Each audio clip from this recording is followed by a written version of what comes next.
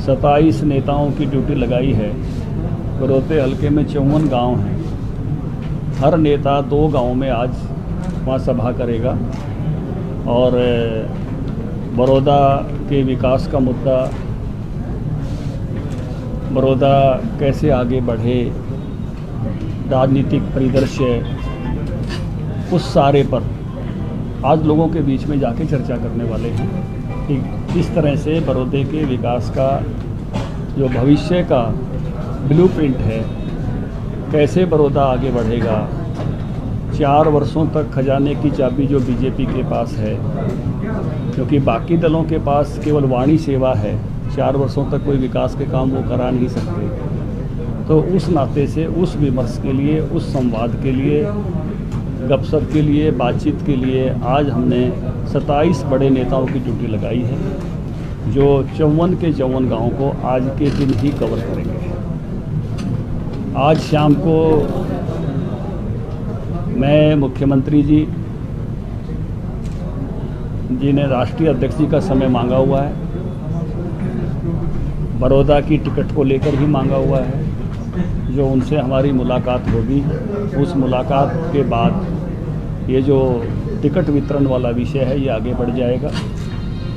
और हमने अपने सलाह मशवरे के लिए भी JP दलाल जी को, वहाँ के सांसद रमेश कौशिक जी को, हमारे जिला अध्यक्ष मोहन लाल कौशिक जी को और संजय जी जो वहाँ के प्रभारी हैं उनको, इन सब को भी हमने आज शाम को दिल्ली तलब किया है कि आप लोग भी हमारे सलाह मशवरे के लिए वहाँ उपस्थित रहें। तो उस नाते से मुझे लगता है कि आज इस विषय पर हम काफ़ी आगे बढ़ जाएंगे। धनखड़ साहब, एक चर्चा ये आई थी कि ये कहा जा रहा था कि गठबंधन चुनाव लड़ेगा लेकिन भारतीय जनता पार्टी के सिंबल पे होगा, तो क्या ये उम्मीद है कि कोई JJP का कार्यकर्ता भी भारतीय जनता पार्टी के सिंबल पे चुनाव लड़ सकता है? अच्छा, इसी से जुड़ा हुआ है कि डॉक्टर KC बांगड़ का नाम आ रहा है कि वो BJP में शामिल हो रहा है, BJP में टिकट मिलेगा। देखिए, चुनाव गठबंधन लड़ेगा ये तो स्वाभाविक है, गठबंधन की सरकार है, चुनाव गठबंधन लड़ेगा, लेकिन उम्मीदवार जो है वो कमल के फूल पर भारतीय जनता पार्टी का होगा।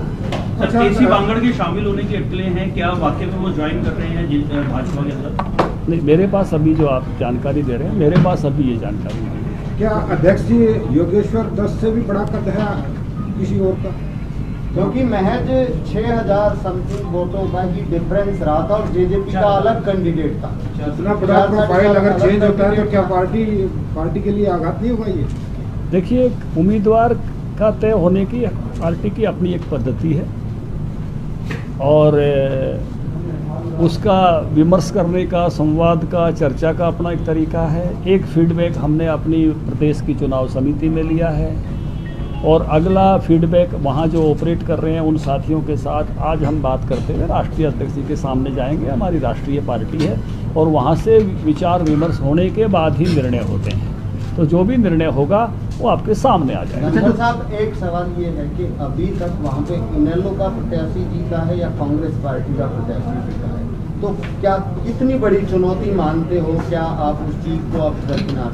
देखिए, 2014 में हमारी सरकार बनी, बहुत सारी सीटें हम पहली बार ही जीत कर आए थे। ज़िंदगी में बहुत बातें कई बार पहली बार ही होती हैं। हम कई सारे तो पहली बार में ही मुख्यमंत्री भी बन गए और मंत्री भी बन गए। इसलिए पहली बार कोई ऐसा विषय नहीं होता कि पहली बार, कभी ना कभी तो पहली बार होता ही है। आपने भी ज़िंदगी में कभी पहली बार साइकिल चलाई होगी, कभी पहली बार मोटरसाइकिल चलाई होगी, तो उस नाते से बहुत सारे विषय पहली बार पर भी होते हैं।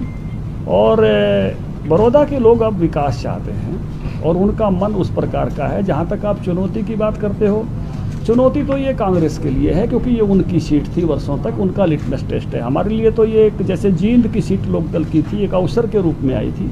हमारे लिए तो ये अवसर के रूप में उपस्थित हुई है और हम अपना पूरा प्रयास कर रहे हैं कि ये हमारी उपलब्धि में बदले। अच्छा, जो तीन जो कृषि कानून के विरोध के बीच की पोर्टल जो आपने खोला है, निश्चित तौर पर वो किसानों के लिए बहुत अच्छी शुरुआत है। जिनका फसल बाकी बस्ती निश्चित तौर पर वो बेच सकते हैं, लेकिन कहीं न कहीं धनखड़ साहब ये बात सुनने में आ रही है कि पोर्टल पे कुछ फर्जी लोग रजिस्ट्रेशन कराना चाहते हैं और वो दिन रात लग के मतलब जो है ना सब मुनाफा के ताक में। देखिए, एक बात आपने अच्छी बात कही है कि पोर्टल किसानों की सुविधा के लिए है और पोर्टल इसलिए खोले गए हैं कि हमारे यहाँ हमारे किसानों के अनाज की खरीद हो, बाहर से लाए हुए अनाजों की खरीद, खास करके बाजरे की, वो ना हो, क्योंकि हमारे किसान को हम पैसा देना चाहते हैं। क्योंकि अड़ोस पड़ोस का राज्य, जैसे कांग्रेसी स्टेट रूलिंग स्टेट है राजस्थान, वो बाजरा नहीं खरीद रही। हमारे पंजाब में भी बाजरा नहीं खरीदा जा रहा, बाजरा केवल हम खरीद रहे हैं। तो हम खरीद रहे हैं तो हमारा जो बाजरे का किसान है उसको पैसा देना चाहते हैं। इसलिए कोई बाहर से ला के और उस प्रकार का पंजीकरण करा के उसका रास्ता निकालने की कोशिश करता है। तो इसीलिए मेरी फसल मेरा ब्यौरा लाए हैं कि सभी तरह की जांच परख के बाद ही हमारे अपने किसानों का एक एक दाना खरीदा जाए। और ये कोई उस प्रकार की, मैं कहूँगा कि कोई अपने व्यापार के लिए बाहर से लाकर या बिक्री करके उस प्रकार की सरकार के पैसा उस प्रकार से बाहर के उसमें ना जाए या किसी के बिजनेस पर्पज में ना जाए। किसानों को जो देना चाहते हैं वो किसानों की जेब में जाए, और इसीलिए सारी व्यवस्थाएं खड़ी की गई। धनखड़ जी, जिस तरीके से किसान विरोध कर रहे हैं लगातार, क्योंकि बड़ौदा जो हल्का है मैक्सिमम रूरल एरिया है, किसान वहाँ पर ज़्यादा हैं, आपको लगता है कि एक चुनौती वहाँ पर है, किसान अभी भी विरोध कर रहे हैं?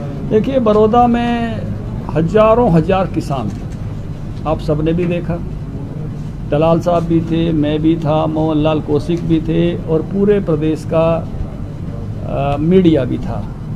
किस तरह से ट्रैक्टरों पर सवार होके बीजेपी के झंडे लगा के मोदी जी की जय बोलते हुए और किसान धन्यवाद यात्रा करने के लिए आया था। और उस किसान धन्यवाद यात्रा में 6 बातों के लिए उन्होंने धन्यवाद किया कि आप जो खरीद करा रहे हो एमएसपी पे, ये कांग्रेसी तो झूठ बोल रहे थे, खरीदी नहीं होगी, हम आपका धन्यवाद करते हैं। आपने अगली फसल का एमएसपी घोषित कर दिया, बढ़ा के कर दिया, हम आपका धन्यवाद करते हैं। आपने 6-6 हज़ार रुपये सीधे हमारे खाते में दे दिया, हम आपका धन्यवाद करते हैं। आपने 50% प्रॉफिट के साथ फसलों के दाम देने शुरू किए, ये कांग्रेसी तो स्वामीनाथन की रिपोर्ट को पैरों तले दबाए बैठे थे, हम आपका धन्यवाद करते हैं। आपने फसल बीमा शुरू करा के और एक बड़ी रकम हमारे खातों में पहुंचवा दी, अब तो ये लगभग 3000 करोड़ के नज़दीक पहुंचने को हो रही है, हम आपका धन्यवाद करते हैं। और डिजास्टर मैनेजमेंट वाले पैसे और लगाएंगे तो ये जाके मुझे लगता है 5600-5700 करोड़ पहुंचने वाली है, हम आपका धन्यवाद करते हैं। तो इन सब बातों के लिए, और 3 जो नए कानून आप ले आए, डायरेक्ट मार्केटिंग, चाहे खेत से बेचो, चाहे घर से बेचो, चाहे अपने खलियान से बेचो, उसका भी रास्ता खोल दिया, इसका धन्यवाद हजारों हजार किसानों ने सब्जी मंडी गोवाना में इकट्ठे होकर आपके सामने किया है।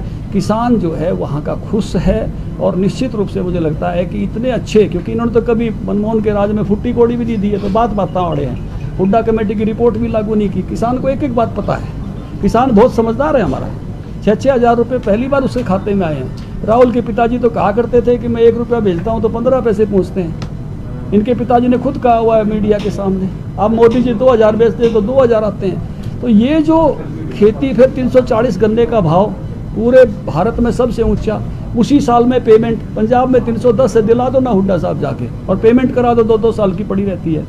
ये प्रो फार्मर है बीजेपी, और ये प्रो फार्मर सरकार है। सबसे अच्छी देश में प्रोक्योरमेंट है, यहाँ सभी अनाजों की प्रोक्योरमेंट यहाँ है, और सरकार किसानों को लाभ पहुंचाने के लिए करती है। अड़ोस पड़ोस में कहीं भी नहीं हो रही, हम डंके की चोट पे कह रहे हैं। आप करो ना कवर, बाजरा कांग्रेस की सरकार नहीं, कराओ ना राजस्थान में खरीद, कराओ पंजाब में, बात करो कांग्रेसियों को। धनखड़ साहब, एक सवाल है, पूरा आंदोलन खत्म हो सकता है अगर आप बिल में एक लाइन लिख दें कि एमएसपी लागू रहेगा और जो इससे नीचे खरीदेगा उसके खिलाफ कानूनी कार्रवाई।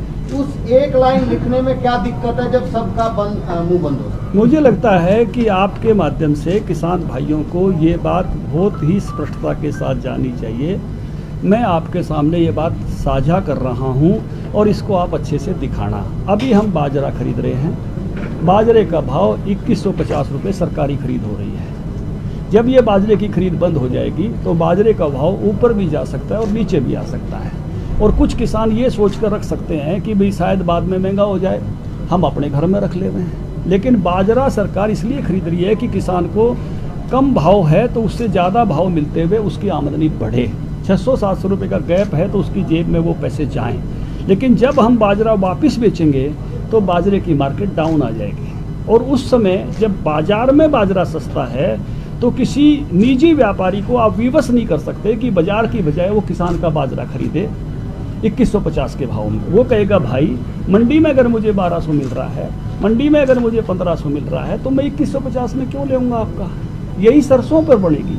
तो इसके कारण से यह बात कहने में मुझे भी बहुत सुंदर लगती है, लेकिन जब हम देखते हैं कि इसके हालात क्या बनेंगे, तो उसमें से ये बात लिखने के बाद अगर किसी के घर उसी ने सरसों रख ली, किसी के घर किसी ने बाजरा रख लिया, तो सरकारी खरीद होने के बाद अगर ट्रेड डाउन आए तो उसको खरीदार ही अवेलेबल नहीं होगा।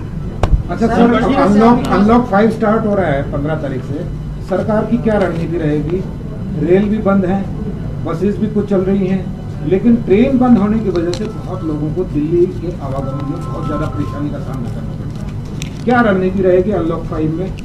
कितने लिबरल होगा, कितना छूट मिलेगी, किस तरह से रहेगी? देखिए, सने सने करके सब चीज़ें खुल रही हैं। मुझे लगता है आने वाले समय में और बेहतरी के साथ, लोगों की सुरक्षा के साथ आगे बढ़ेंगी। बहुत बहुत धन्यवाद। केसी बांगड़ यदि भाजपा में शामिल होते हैं कि